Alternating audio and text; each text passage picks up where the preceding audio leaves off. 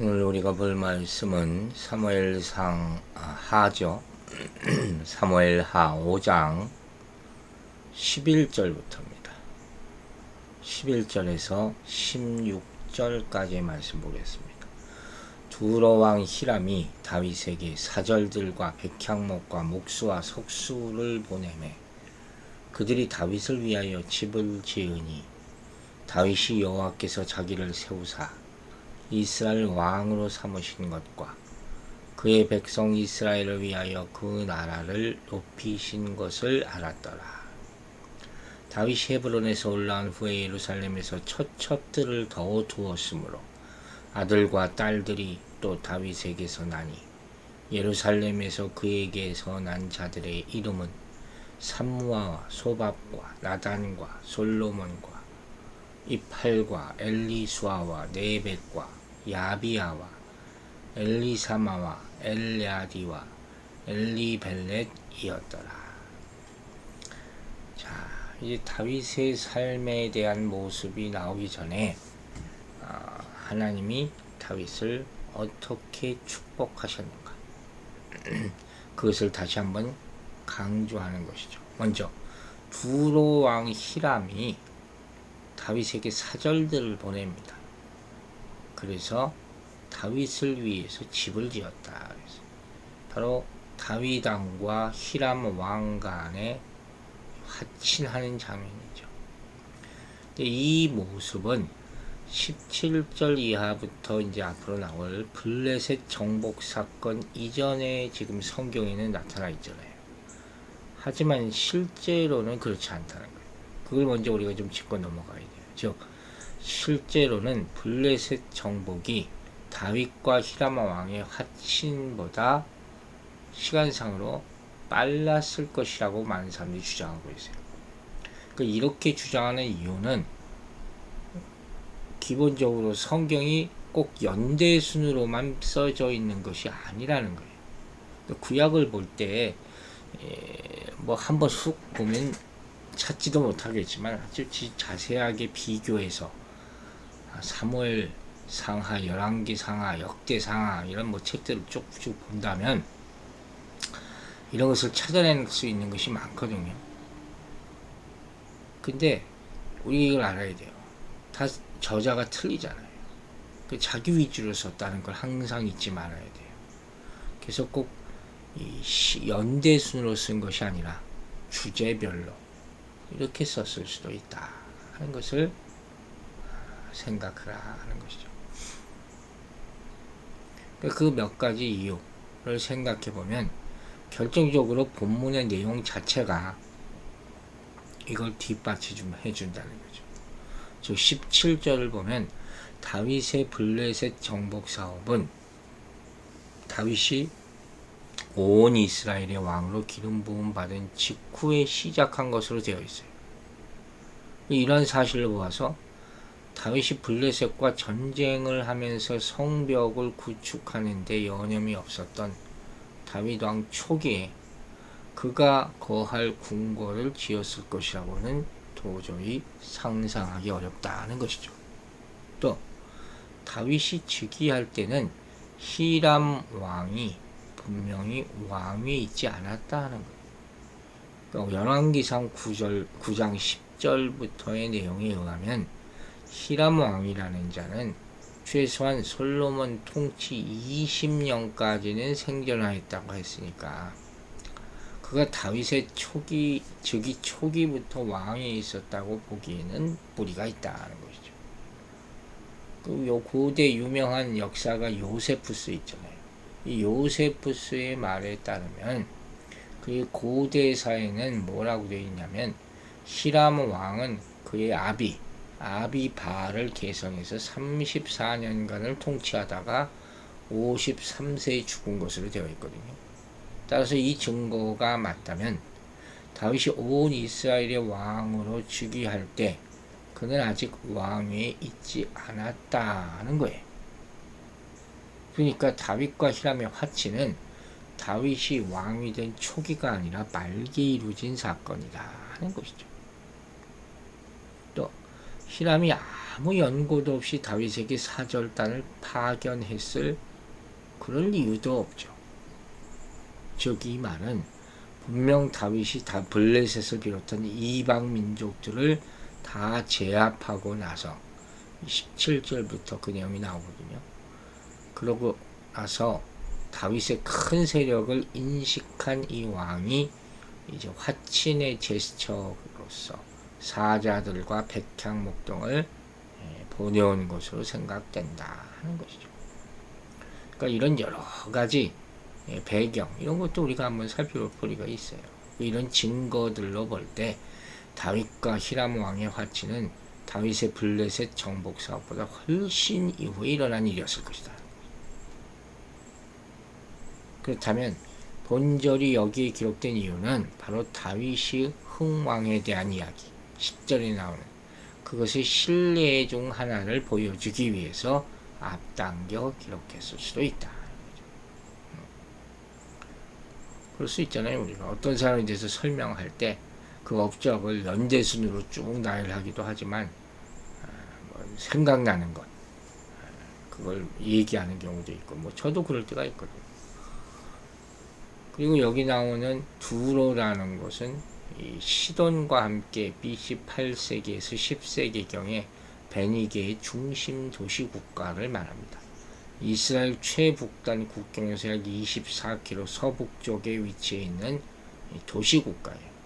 일찍부터 목재나 기름이나 포도주나 금속이나 말 이런 거 수출하는 무역 국가였어 알려지고 있어요. 한편 BC 10세기경에는 두로가 시돈을 압도하는 듯 했지만 얼마 후에 두로는 시돈의 지배를 받게 된다고 역사들가들이 얘기하고 있어요.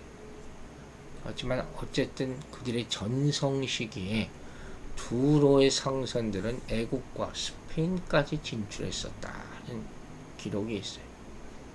아주 무역으로 어마어마하게 번성했던 그런 국가였다는 것이죠. 히람이라는 이름이 나오죠. 뜻은 고귀한 자라는 의미가 있습니다. 다윗과 솔로몬 시대의 두로를 다스리던 왕이죠. 오늘 본문에서 보는 듯이 솔로몬의 건축 사업, 또 다윗의 건축 사업, 솔로몬 시대까지 도왔어요. 그런 건축 사업에 조력한 것으로 잘 알려져 있죠. 또 우리가 눈에 띄는 것이 바로 백향목이라 레바논이 주산지. 이 백향목은 왕국이나 성전이나 배, 또 우상 이런 거 만드는 데 사용되는 최고급 건축자재 당시. 잘 썩지가 않고 벌레 먹지 않고 또 내구성이 아주 강하고 향기가 나고 그런 나무예요. 그러니까 히람 왕이 이렇게 좋은 백향목과 목수와 석수를 보냈다는 사실은 당시 다윗이 다스리던 그런 나라의 위세가 얼마나 큰 것이었는지 그것을 보내주는 것이다 할 수 있죠. 이게 히람 왕은 뭐 괜히 보냈겠어요? 이렇게 다윗과 조약을 맺어서 이스라엘에게 각종 건축자재를 조달하는 대가로 이스라엘부터 식량을 공급받기 위한 목적에서 이와 같은 일을 했어. 또 이스라엘 영토를 통과하는 안전한 무역로를 회복하기 위해서 무역으로 먹고 사는 나라니까. 그러니까 서로가 다 좋은 일을 하기 위해서 이러한 일이 행해졌다 볼 수가 있는 것이죠. 그리고 오늘의 핵심 말씀은 바로 12절이죠. 다윗이 여호와께서 자기를 세우사 이스라엘 왕으로 삼으신 것과 그의 백성 이스라엘을 위하여 그 나라를 높이신 것을 알았더라. 먼저 다윗이 알았더라. 알다라는 말이죠. 항상 얘기죠. 성경에서 알다라는 말이 얼마나 중요한가.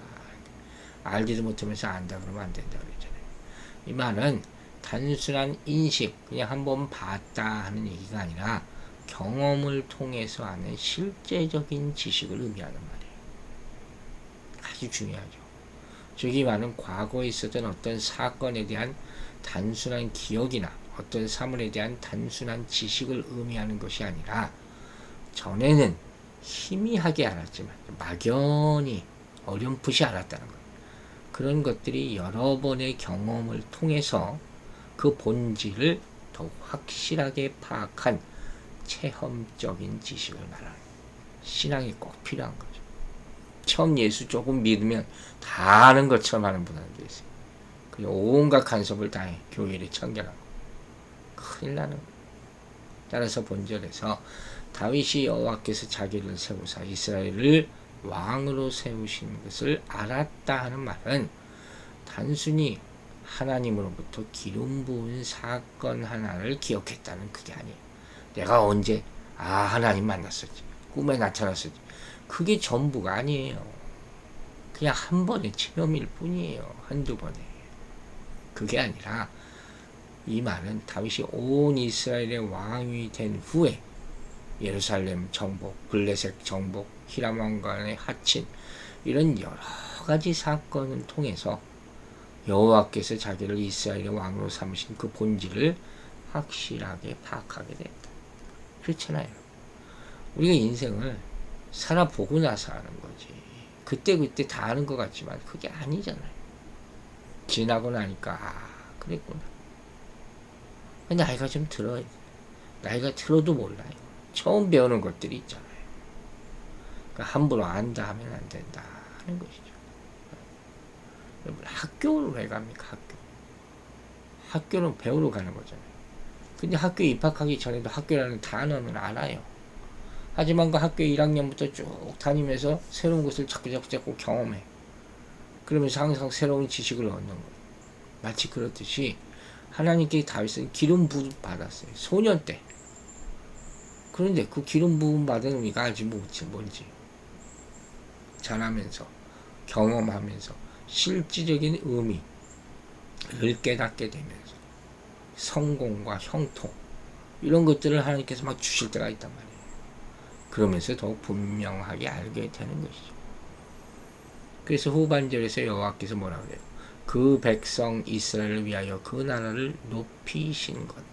그러니까 개인을 높이고 또 이스라엘 왕으로 세워서서 열방 중에 높이신 것은 즉 다윗 개인에게 탁월한 지도력이 있었기 때문이 아니라 하나님께서 그의 택하신 백성들에게 복을 베푸시기로 작정하셨기 때문이에요. 크게 보라는 거예요. 다윗이 물론 위대한 왕이라 일컬음을 받지만 그 한 사람을 위해서 이런 일을 하셨냐? 아니죠. 이스라엘을 택하신 거죠. 그걸 알아야 된다. 그걸 여러 가지 경험을 통해서 개인도 나라도 번성케 하는 그런 축복을 주셨다 하는 것이죠. 이미 우리가 3절에서 백성과 언약을 맺고 기름 부음으로 위임식을 행한 것을 봤잖아요.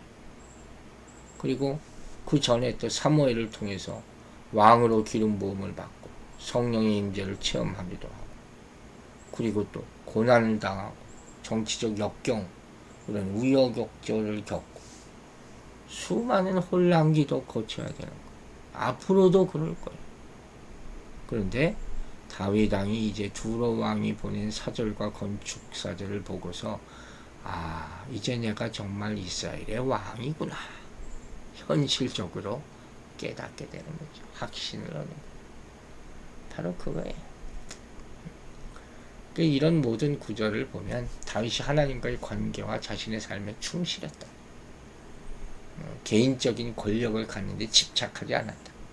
하나님께서 계속 붙잡고 계셨다. 어려움도 많고 했지만 여러분, 이처럼 삶과 소명에 신실한 자에게 하나님은 필요한 것들을 공급해 주십니다. 하지만 이 필요한 것, 자기가 갖고 싶어 하는 것, 이거 뒤의 것에만 마음을 쓰면 부패하게 됩니다. 딴 길로 가게 된다. 꾸준해야 돼요. 꾸준해야 돼요. 그것만큼 좋은 게 없어요. 교회도 마찬가지. 교회는 예수 그리스도의 몸이잖아요. 그러니까 온전히 교회의 모습을 가질 때 높임을 받는 거예요. 여러분의 예배를 생명처럼 생각하시라.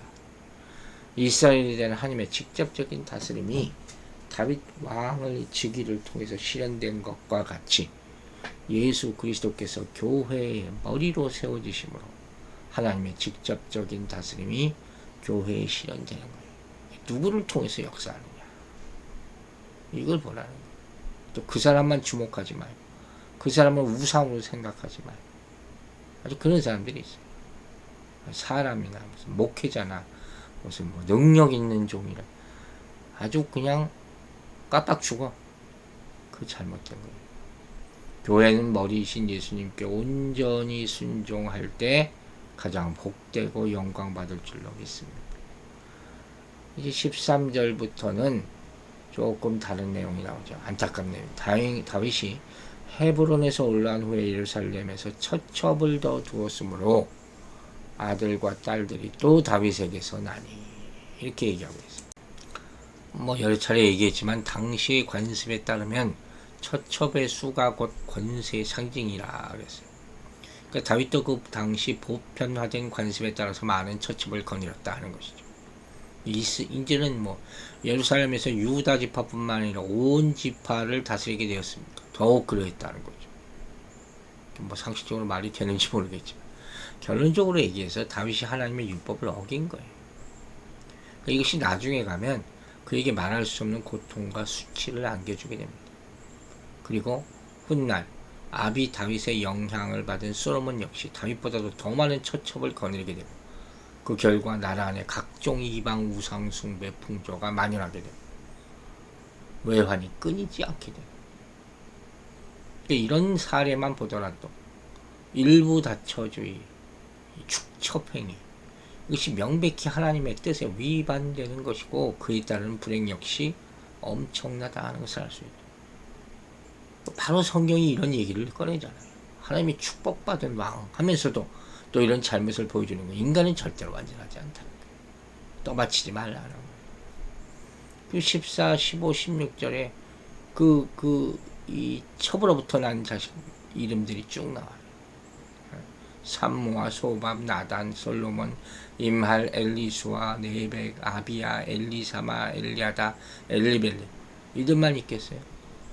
어마어마하게 많죠. 그렇죠? 문제는 보세요. 다윗이 예루살렘에서 얻은 후궁과 아내들은 상당수가 여부스 족속에 속한 자들이었을 것으로 봅니다. 그렇다면 다윗의 왕궁은 보세요. 두로 히람이 보낸 건축가들에 지어지고 이방 사람이죠. 또 자녀들로 이루어진 다윗의 집은 여부스 족속의 여인들에게 지어지고 있다. 이방인들이 다 차지하고 있다 하는 이런 섬뜩한 모습을 우리에게 경고하고 있는 것이 이것을 깨달아야 할 것입니다. 오로지 하나님만 영광받는 모습과 또 삶으로 살아가게 되기를 간절히 기도합니다. 아버지 하나님 감사합니다. 오늘도 우리가 하나님 앞에 눈을 뜨고 기도하면서 주의 말씀을 들을 수 있는 것을 가장 감사드립니다. 우리가 이렇게 말씀을 배우는 이유가 뭐겠습니까? 그 말씀대로 살기를 위함입니다. 아버지 우리 삶 가운데 하나님의 말씀에서 어긋나는 것이 없도록 도와주시옵소서. 특별히 우리 삶 가운데 우상을 섬기는 것 그것이 무엇이든 간에 그것이 잘못됐다는 것을 크게 깨달아서 고치게 하여 주시고 우리의 삶에 잠깐 기쁘고 잠깐 슬픈 것에 인생 전체가 흔들리지 말게 하여 주시고 항상 돌아보아 정의롭게 사는 인생이 되게 도와주시옵소서.